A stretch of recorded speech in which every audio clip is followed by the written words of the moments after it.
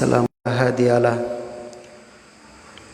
Ashhadu an la ilaha illallah wahdahu la syarikalah wa ashhadu anna Muhammadan abduhu wa rasuluh. Qala Allah ta'ala fil Qur'an, a'udzu billahi minasyaitonir rajim. Ya ayyuhalladzina amanu taqullaha haqqa tuqatih wa la tamutunna illa wa antum muslimun. Wa qala ta'ala, ya ayyuhalladzina amanu dirahmati oleh Allah di dunia hingga di akhirat. Alhamdulillah alladzi bi ni'matihi tatimmu shalihat.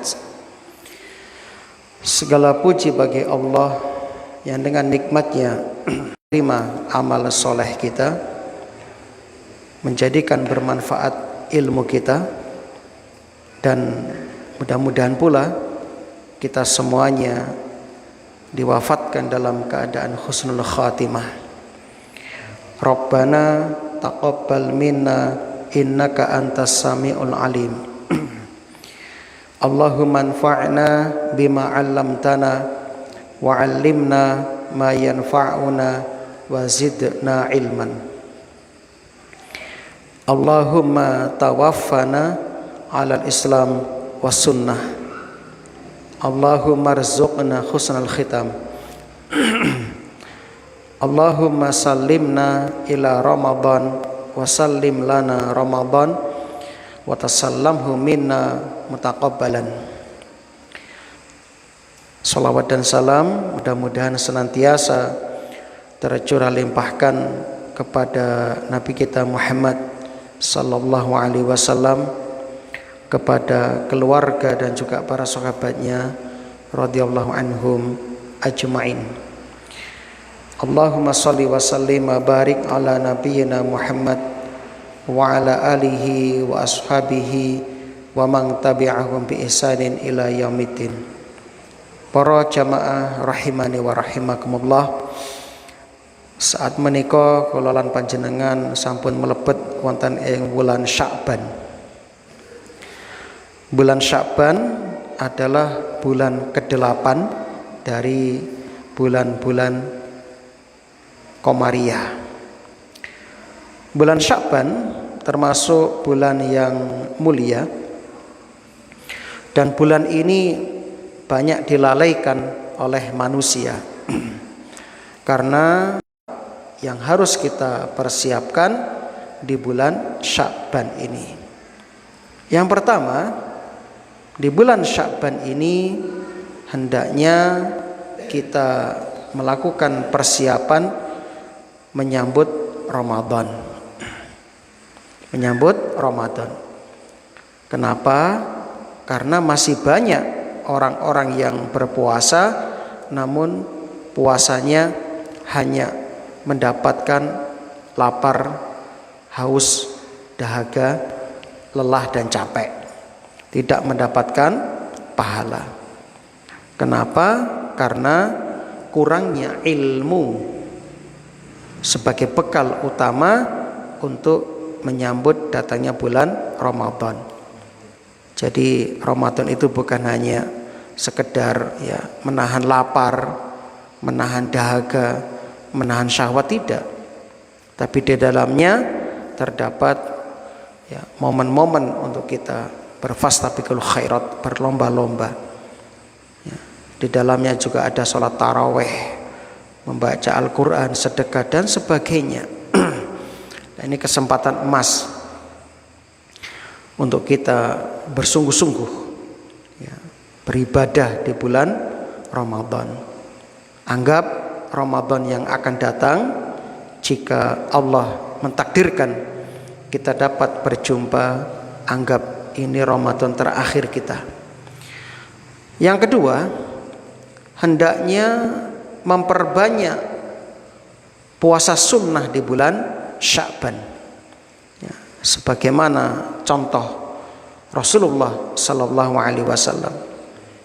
Rasulullah itu banyak berpuasa di bulan Sya'ban. Karena bulan Sya'ban itu puasa di dalamnya itu ibarat ibadah rawatib, ibadah sunnah yang mengiringi ibadah wajib. Sebagaimana sholat rawatib adalah sholat yang memiliki keutamaan mengiringi sholat wajib sebelum dan sesudahnya, maka demikianlah puasa Sya'ban. Puasa Sya'ban. Kemudian yang ketiga, bagi yang masih punya hutang puasa, maka segera mengqadha atau melunasinya. Ya. Ini kesempatan terakhir untuk membayar puasa. Yang keempat, perbanyak membaca Al-Quran untuk pembiasaan menjelang Ramadan. Salamah bin Kahil berkata, kana yuqalu syahrul Sya'ban syahrul Qurra. Rumiyin wulan Sya'ban dipun wastani wulan Qurra, bulannya para pembaca Al-Quran.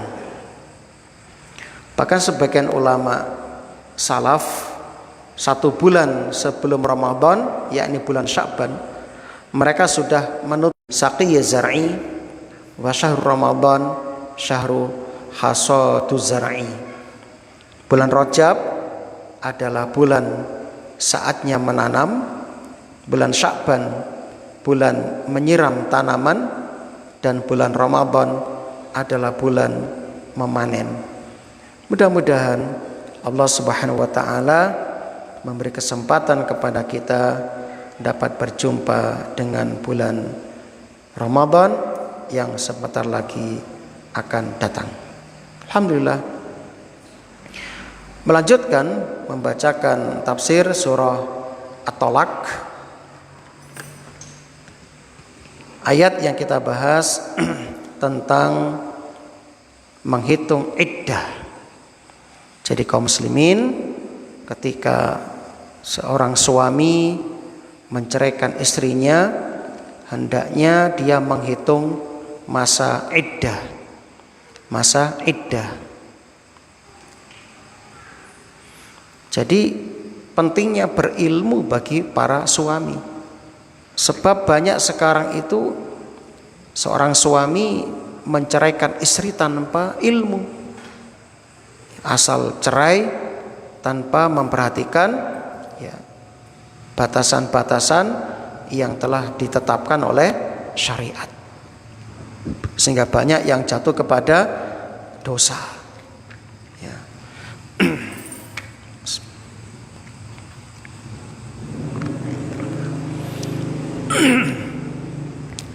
Nah, perlu diketahui ketika seorang istri diceraikan, di dalamnya masih ada hak-hak selama masa iddah. Karena banyak orang itu kalau sudah jatuh cerai, entah itu talak 1, talak 2, itu langsung disuruh pulang ke rumah orang tuanya, diusir dari rumahnya, bahkan tidak diberi ya, hak-hak mereka seperti hak rumah, hak pangan, sandang pangan, papan, itu enggak diberikan. Ini salah satu bentuk kesalahan yang banyak terjadi di masyarakat. Maka mari kita bahas dengan lebih rinci tentang jenis-jenis talak. Talak atau cerai dari jenisnya terbagi menjadi 2. Yang pertama talak raj'i, yang kedua talak bain. At-talaqu raj'i, talak raj'i adalah kondisi di mana seorang wanita ditalak namun suaminya masih bisa kembali kepadanya. Itu namanya talak raj'i. Yang termasuk talak raj'i adalah talak 1 dan talak 2. Ya.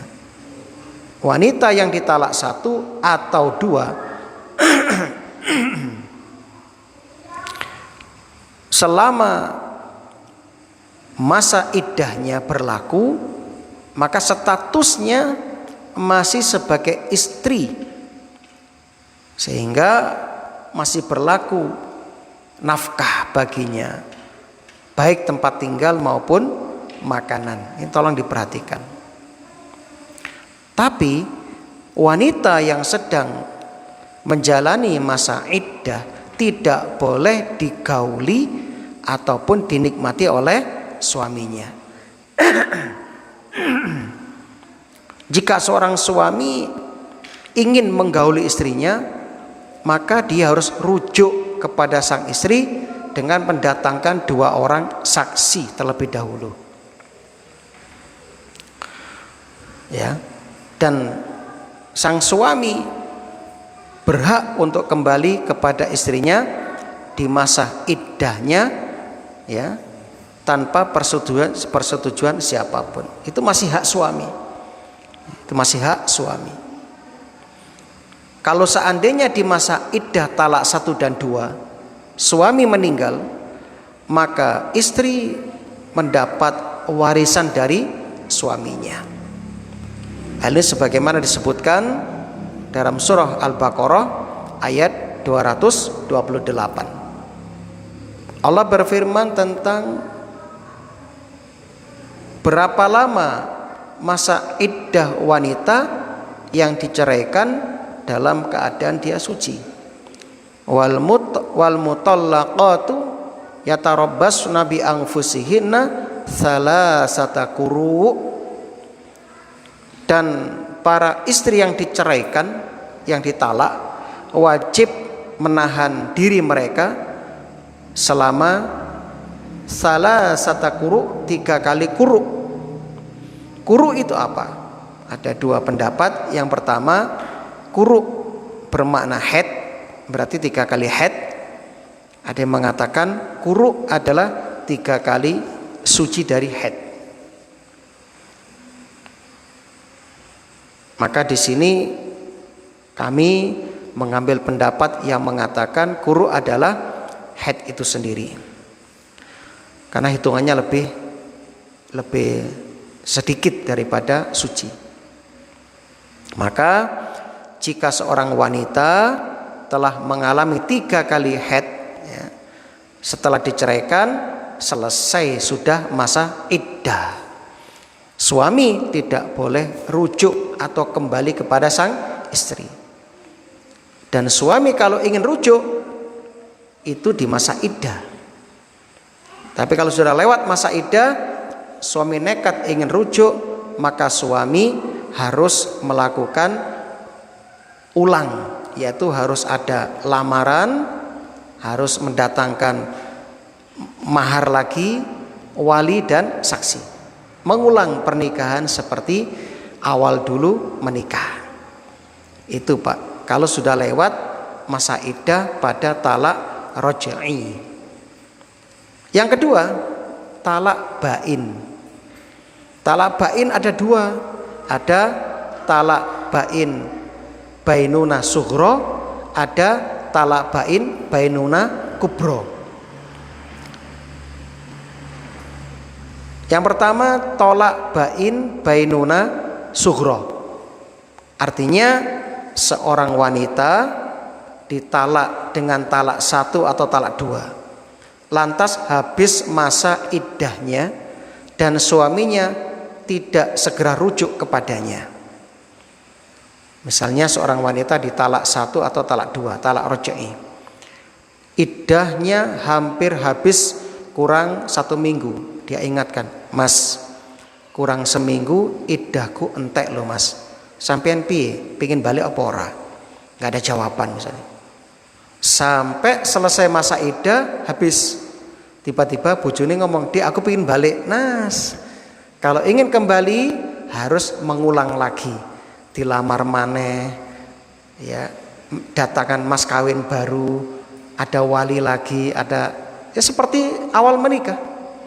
Nah, itu namanya talak bain bainuna sughra. bainuna sughra. Kalau tidak, maka si wanita otomatis menjadi wanita ajnabiyah, menjadi wanita asing. Sudah bukan mahram, nggak boleh disentuh, nggak boleh sebagainya, sudah asing sudah.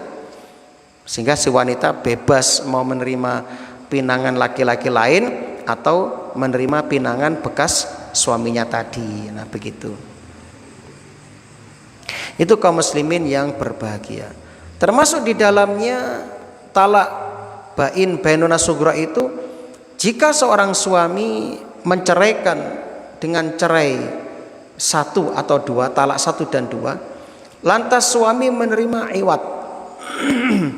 Iwat itu nopo? Iwat itu ganti atau upah dari istrinya. Ya. Maka suami tidak berhak untuk rujuk kepada istri meskipun sudah, ya, meskipun masih dalam masa iddah. Ya. Itu nggak boleh. Nah, itu kaum muslim yang berbahagia. Sehingga pendapat yang kuat di sini rusak sudah pernikahannya. Sebab apa? Ini masuk kategori khulu'. Khulu' itu seorang istri membayar ganti, ya, dengan mas kawin yang dulu diberikan kepada suaminya untuk membatalkan ikatan pernikahan.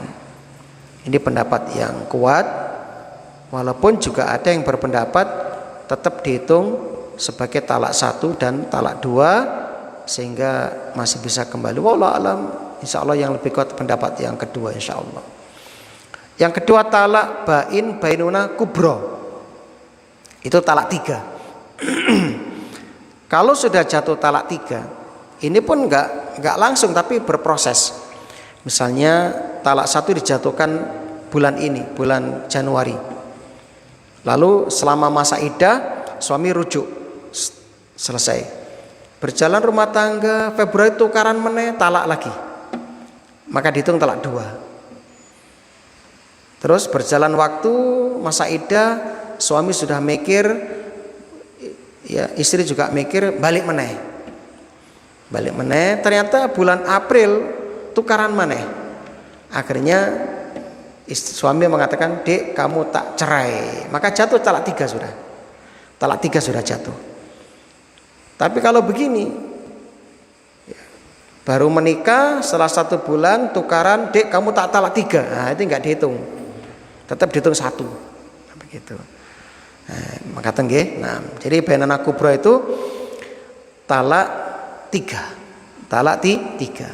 Kalau sudah jatuh talak 3, otomatis istri menjadi wanita asing, ya, suami enggak boleh kembali lagi.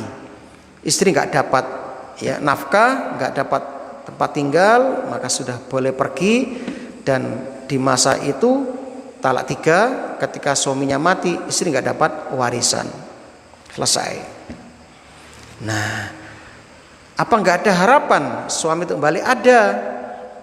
Harapannya ada, tapi syaratnya wanita tersebut sudah menikah dengan laki-laki lain dan sudah digauli atau dicampuri, dilalah pegatan.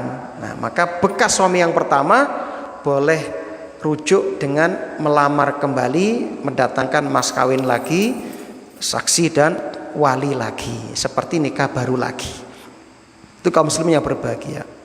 Nah, lantas Allah sebutkan wattaqullaha rabbakum. Di sela-sela perceraian Allah sebutkan wattaqullaha rabbakum. Bertakwalah kepada Allah Tuhan kalian. Maksudnya apa?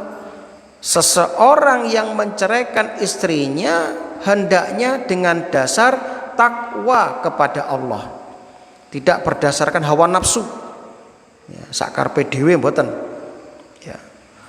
Tapi hendaknya dia menceraikan dengan talak sunnah,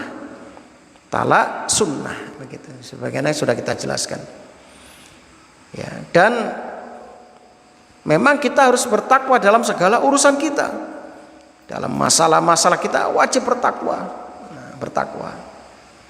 Dan di sini disebutkan takwa karena menunjukkan keagungan syariat Islam.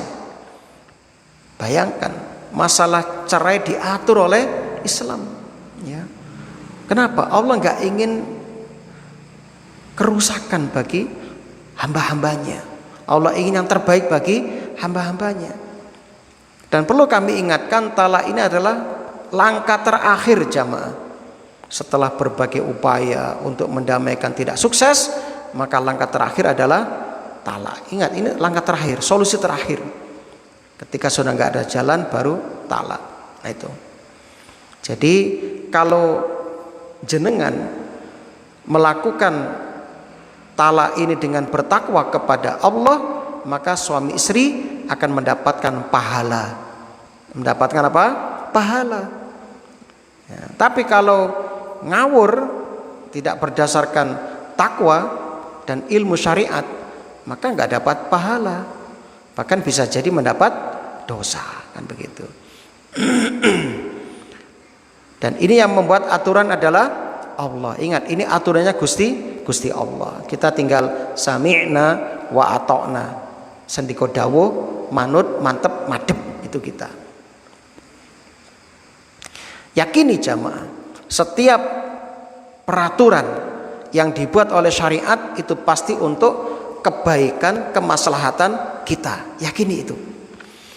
Dan setiap larangan dalam agama pasti mengandung keburukan. Itu harus kita prinsip dalam hidup kita. Kita jadikan pegangan dalam hidup kita, pedoman, moto dalam hidup kita. Itu kaum muslimin yang berbahagia. Makanya kalau cerai atau talak ini dilakukan atas dasar takwa kepada Allah, hakul yakin di dalam perjalanannya tidak akan ada pertikaian, tidak akan ada kezoliman, justru mendapatkan kemaslahatan bagi masing-masing pihak, baik kemaslahatan dunia maupun akhirat. Itu kaum muslimin. Berikutnya, la tukhrijuhunna min buyutihinna. Janganlah kalian mengeluarkan mereka dari rumahnya. Wala yakhrujna, dan janganlah diizinkan keluar illa kecuali ayyatina bi fahishatin mubayyinah, kecuali mereka mengerjakan perbuatan keji yang jelas. Jadi ketika seseorang telah menceraikan istrinya, maka hendaknya jangan diusir dari rumahnya, ya. Biarkan mereka tinggal selama masa iddah. Untuk talak roj'i, talak 1 dan talak 2. Bisa jadi dengan mereka tetap tinggal selama 3 kali haid di rumah suami itu, mungkin di tengah waktu itu Allah bukakan kesadaran bagi salah satu pihak. Mungkin suami berpikir, tiba nih bojoku kok kebaikannya wakeh, nanti pikir-pikirnya.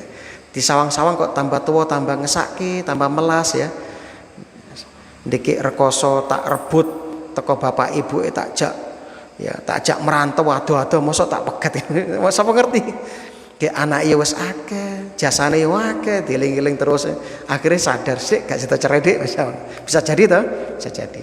Insya Allah waktu 3 bulan cukup, berpikir cukup itu. Insya Allah.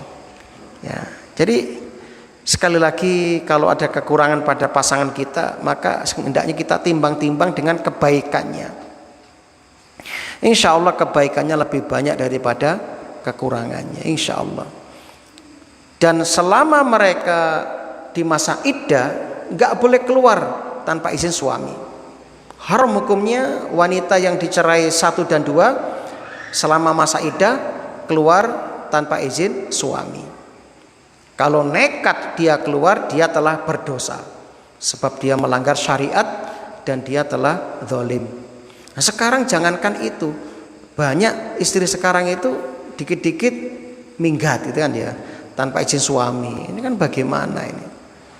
Nah, bahkan jangankan itu, banyak istri sekarang itu pergi tanpa pamit sama suami. Jadi itu nggak benar dalam Islam, mboten pareng. Nah, tukaran sithik minggat madul nang bapak ibune. Demi Allah jamaah, orang tua itu sangat sayang kepada anak-anaknya. Kalau bisa semut pun jangan menggigit anaknya. Saya yakin kalau masalah rumah tangga kita dikit-dikit diceritake marang wong tua, nggak akan pernah bahagia rumah tangga itu.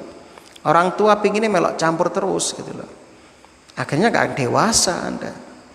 Nah, jadi orang tua itu harus ya, paham ya. Jangan banyak mengikuti campur urusan keluarganya begitu.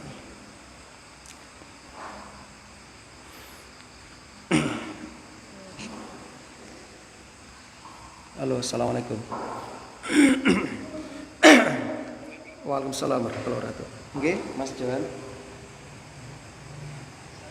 Oke, siap. Oke.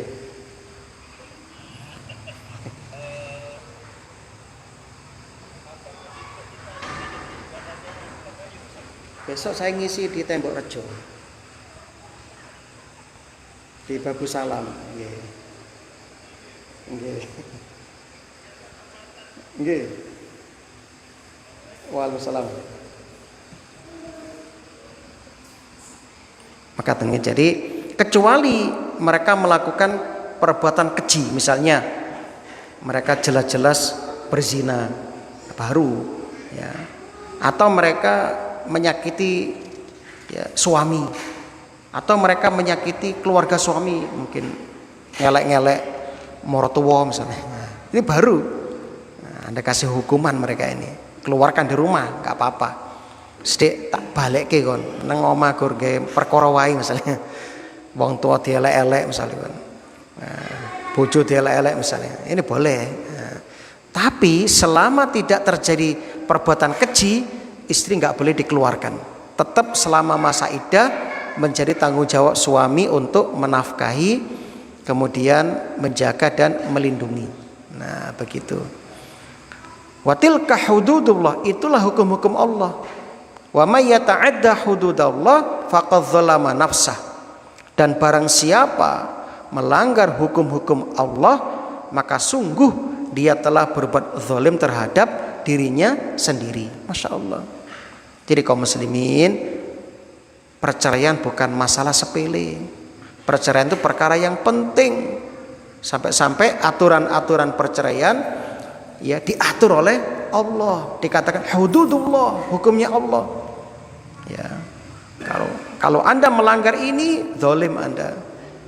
Zalim ya, dan akan jatuh kepada kesulitan dunia maupun akhirat.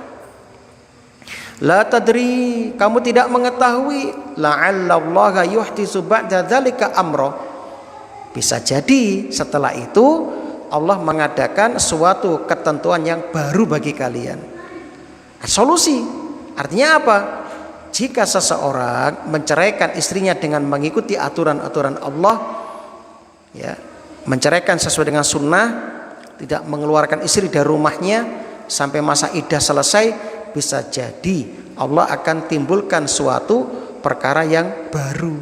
Artinya apa? Yang tadinya benci bisa jadi menjadi tertarik lagi kepada pasangannya. Bisa jadi tiba-tiba suami melas marang ya garwanipun, iba ngesake, bisa jadi, atau sebaliknya ya, bisa jadi. Nah, ini kaum muslimin, alhamdulillah.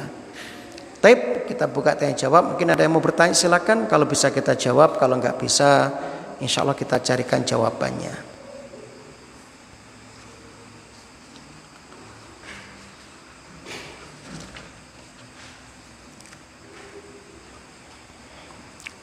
Tidak ada. Kalau tidak ada, sekali lagi kami ingatkan, bulan Sya'ban adalah bulan untuk kita persiapan menyambut tamu istimewa. Maka silakan disiapkan hati kita, dibersihkan hati kita mulai sekarang ya, dibuka kembali Al-Qur'annya ya. Maka bertekad ya, Ramadan yang akan datang kita target 1 bulan misalnya khatam 3 kali misalnya, atau Ramadan depan khatam 5 kali. Bisa. Yang penting Anda punya niat yang kuat dan disiapkan sejak dini, dilatih mulai sekarang ya. Kalau nggak dilatih nanti kaget pas Ramadan. Kalau sudah kaget mutung misalnya, lah semutung Quran ditinggal nanti misalnya. Maka yakinlah dengan persiapan, dengan doa dan ikhtiar, insyaallah ya, Anda sanggup menghatamkan Quran ya, beberapa kali hatam di bulan Ramadan yang akan datang. Semoga ini bermanfaat. Subhanakallahumma wa bihamdika asyhadu an la ilaha illa anta astaghfiruka wa atubu ilaik. Assalamualaikum warahmatullahi wabarakatuh.